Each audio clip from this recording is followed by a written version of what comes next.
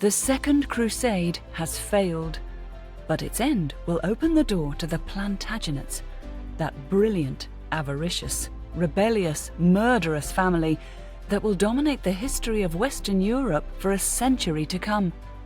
Here's their story, so riveting that we still are fascinated by it 900 years later. Welcome back to Lion's Forge. My name is Beckett, and I want to tell you a story, an epic, true story of 5 kings and the Lion Queen. Season 2, Episode 4. Behold, the Lord and Ruler cometh. No, Henry Plantagenet was no Geoffrey le Bel, but just the same, he was utterly compelling. His looks were no match for his famously handsome father's, but the chronicler Walter Map said you could scarcely take your eyes off him. What Henry had, recognized and commented upon time after time, was blast furnace energy, combined with a formidable intellect and a remarkable memory. Normans already had a reputation for, among other things according to impressed contemporaries, being untroubled by hard work, hunger, or cold. This particular Norman carried that trait to its limit. The man never could sit still. One of his intimates noted with exasperation, quote, "Solomon says there are 3 things difficult to be found: the way of an eagle in the air, the way of a ship in the sea, and the way of a serpent on the ground. I can add another: the way of a new king in England." Whatever drove him hard. One can picture him at a council meeting, leaping up from his seat a dozen times in the hour, pacing the chamber, going to the window to assess the weather, chafing to be out in the open air with his dogs, his horses, and his ever-present falcons. Favored activities were those done on horseback all day long, good weather or bad, with hunting, hawking, and war high on the list. And he was very good at all of them. He was never considered very pious. In addition to flouting God's preferred way of moderation in almost every aspect of his hectic life, there are stories in the Chronicles that even during Mass he'd be found talking to his retinue, or doodling like a schoolboy. However, he was generous with his alms purse, to the point of shipping lead at enormous expense to lend a hand with a new roof at Clairvaux. A gift of lead sounds just like him, since the man, for all his noble background, was entirely unpretentious. After all, he was no king's son. Given the low-born status of many of the church-educated clerks who worked in his government, his affable ease with them would be a plus. It was said he'd laugh even when a joke was directed squarely at him. There's a story that a courtier once brazenly mocked that the king was nothing but the descendant of the bastard son of a tanner's daughter, since William the Conqueror, Henry's great-grandfather, was the illegitimate son of the Duke of Normandy and a local wench believed to be the daughter of a laborer ranking near the very bottom of medieval society. The room must have quivered into silence when that remark was made. But wit won out. Henry roared. Walter Map, a close observer of society and its gossip, who would write a book titled The Trifles of Courtiers, knew Henry well. He obviously enjoyed the man, describing a king plunging into the streets, where he'd almost be bowled over by enthusiastic crowds eager to see his face and hear his voice. Henry, famous throughout history for his notorious temper, willingly tackled those crowds, turning a patient ear and open face to everyone who caught him up. A generous man who'd tip his sailors after a tough channel crossing, he liked people, and he liked solving their problems. Still, for all that affability, he also knew what he had become. At his court, anyone addressing him, including imperious aristocrats, respectfully called him my Lord King, nothing less. You knelt at the throne, even if you were a great noble, and if you were of truly inferior stuff, lay face down at his feet. His rooms, his robes, his bedding, all were the best to be had. He might laugh with you, but he was still a king, and you most certainly were not. One of the bishops who knew him commented approvingly that other kings were of a rude and uncultivated character, but Henry's was of far better stuff, and it was, most amazingly, formed by reading books. People marveled that he'd read just for fun, a habit he probably picked up from his book-loving father. He was indeed blessed with a fine mind, excellent education, and notable self-discipline. Probably the most intelligent monarch of his time, enlightened, thoughtful, and graced with an exceptional memory, Henry's brain was part and parcel of a vast zest for sheer hard work. His new wife, Eleanor of Aquitaine, came from a family bored blind at the prospect of grappling with laws, courts, and regulations. Her new husband, however, cared deeply about systems, about how to get things done, a fortunate inclination given the huge, rowdy, and complicated kingdom he had made for himself. And he understood the value of having talented men at his side. One of his courtiers, Peter of Blois, said that in Henry's orbit it was school every day. There was always conversation with scholars and learned discussion of the many problems of the day. He also had a fearsome reputation for possessing the temper of a wolverine. It's hard to tell how much was theatrics. Stories abound of his rages, agitated chroniclers insisting he could become so infuriated that he'd bring on a virtual fit of a tantrum, flinging off his clothes, rolling on the floor, yanking at fistfuls of his own hair, and stuffing his mouth with whatever was at hand, from the straw that covered the floor to the coverlets on a daybed. He wasn't entirely play-acting. There are extensive records of his subjects paying what basically amounted to bribes so their frightening lord would put aside his anger.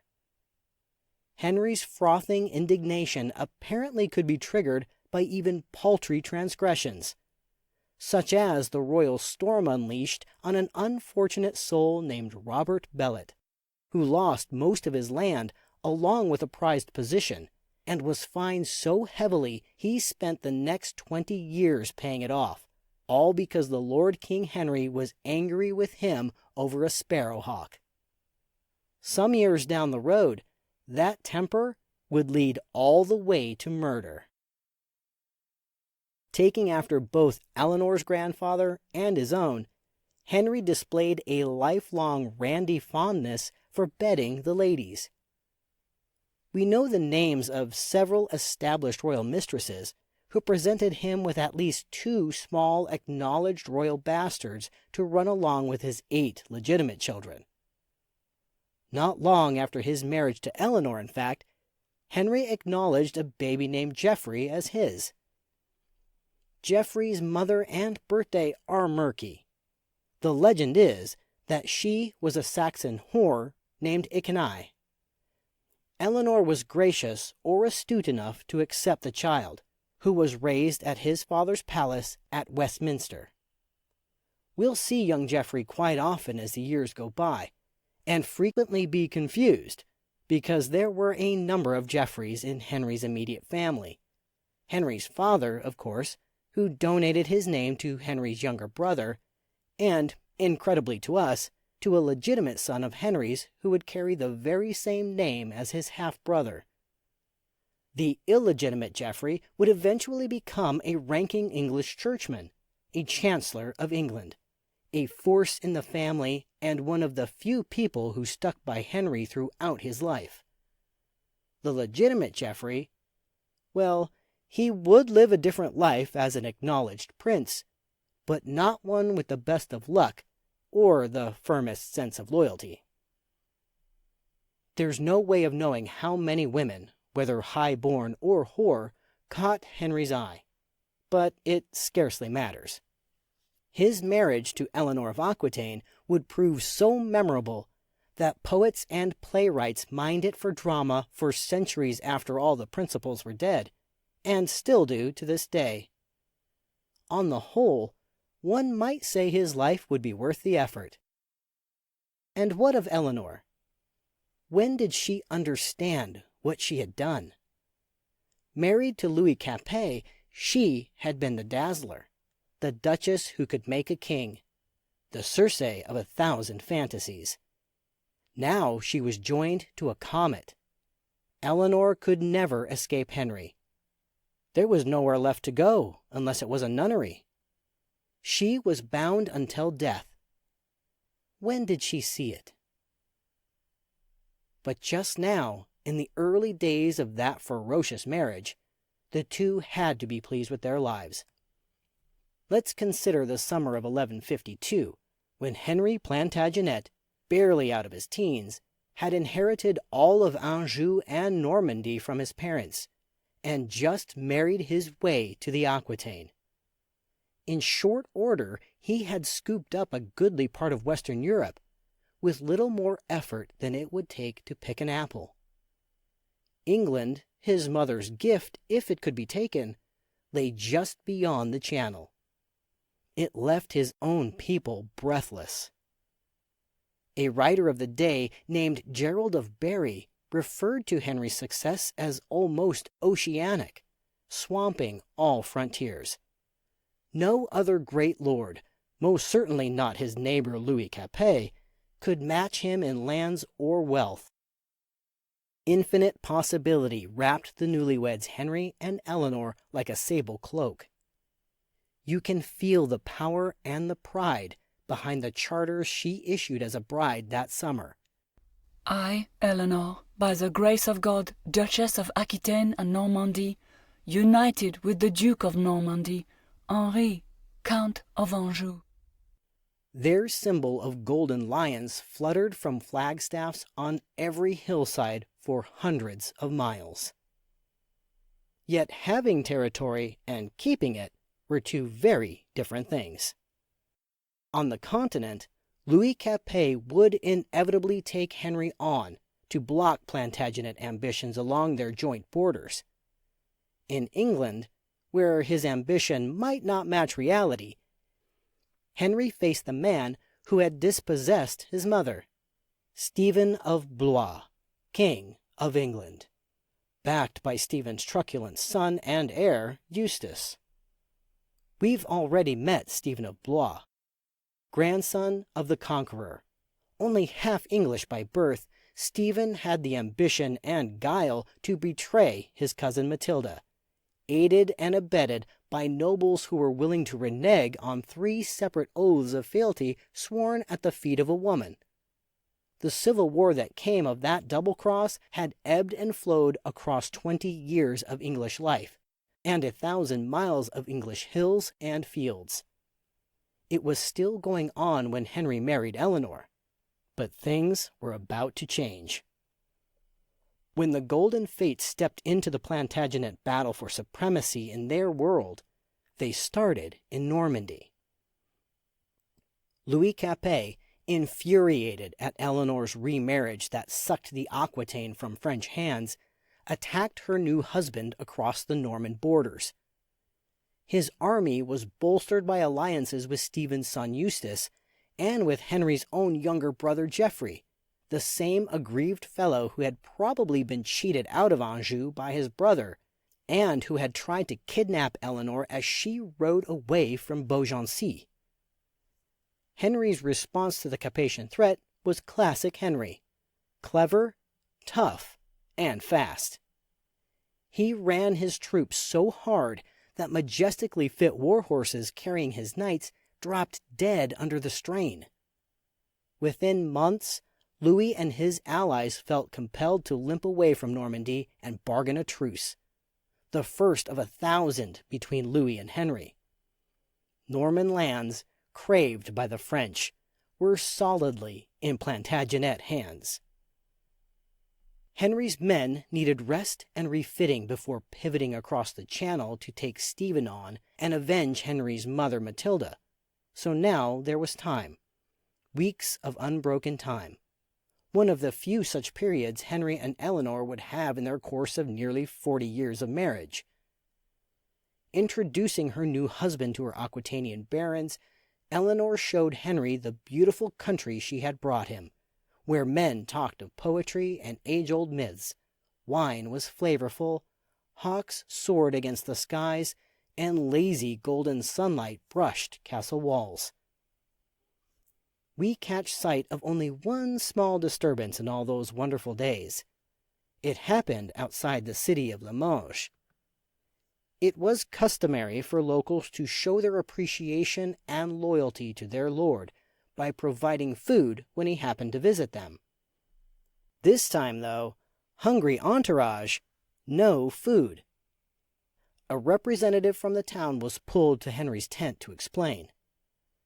The doubtlessly frightened man maintained that tradition held that food need only be brought if the lord was within the city's walls, not camped outside as Henry was. This insistence on form over substance was not well received. According to the story, Henry's legendary temper broke the way a typhoon would, so insanely fraught with foaming, lashing fury that onlookers feared for their own safety. The story goes on that Henry had the offending walls torn down, presumably convincing others down the road not to try the same insolent trick. One does wonder if Eleanor watched with dismissive calm, accustomed since childhood to towering personalities who saw no particular need for disciplined self-control.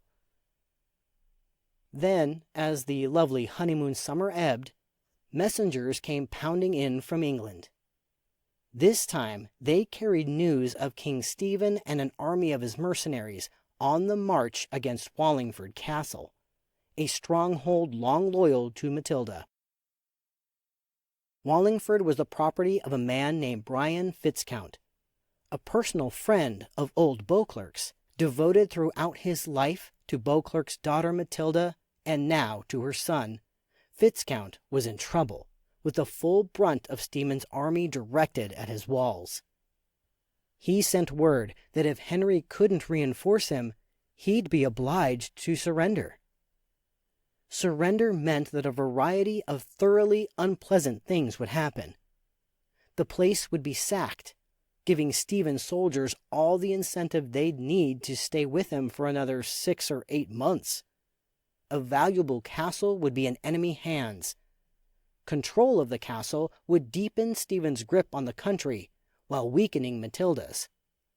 Fitzcount needed Henry. Probably to Fitzcount's serious dismay, Henry had to stay on in France through the fall and into the Christmas holidays, to keep his fist cocked against the rebels of his own in Normandy, Anjou, and the Aquitaine, roiled by the Capetians to their east. Henry was so busy with the locals, it's remarkable he found time to get 30-year-old Eleanor pregnant with their first child. Yet the man didn't forget Fitzcount.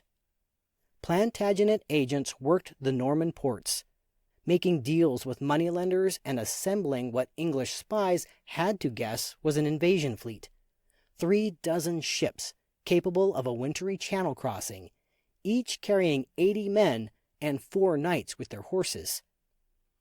By January, Henry felt confident enough in France to go after Stephen. On January 6, 1153, the Feast of the Three Kings, after a channel crossing that meshed frigid temperatures with vomit-inducing salt seas, Henry and his army landed on England's southern coast. The faithful were in church that holy day, where the liturgy included the Latin phrase, "Behold, the Lord and ruler cometh." It was as if God himself acknowledged Henry Plantagenet's arrival in England. Here was the aspiring lord and ruler, delivered safely across the storm-whipped waters with 3,000 foot soldiers and 140 Norman knights, the best in the world. By the day he landed, England had seen almost 2 decades of struggle and suffering, through what some despairingly thought a never-ending civil war over the question of who would rule the English, Stephen or Matilda, his son or hers. It happened so long ago, in some gray historical pre-dawn, or so we think. But to those living through it, the time was as vividly awful as our own can be. Chroniclers clutched their pens as they wrote of what they described as slaughter, fire, rape, hunger, horror upon horror, years of woe, poor men paying dearly for this rich men's fight. Historian Anne Trindade quotes a riveting description of what one of these so-called raids could be like. It's from a slightly later period, but the reality of it is so vivid that we can almost smell the chaos. Burning were the dwellings, their floors caved in, while the wine was spilling everywhere, flooding the cellars, and the bacon slabs were aflame as the larders collapsed. The burning fat made the flames leap higher, reaching the towers and the highest steeple, until the rooftops gave way and crashed to the ground. Between the 2 walls of a burning convent, the fire blazed so fiercely that the nuns were burned in the conflagration, all 100 of them in one calamitous stroke. The bravest knights weep with pity. Both sides, Stephen's and Matilda's, were equally vicious.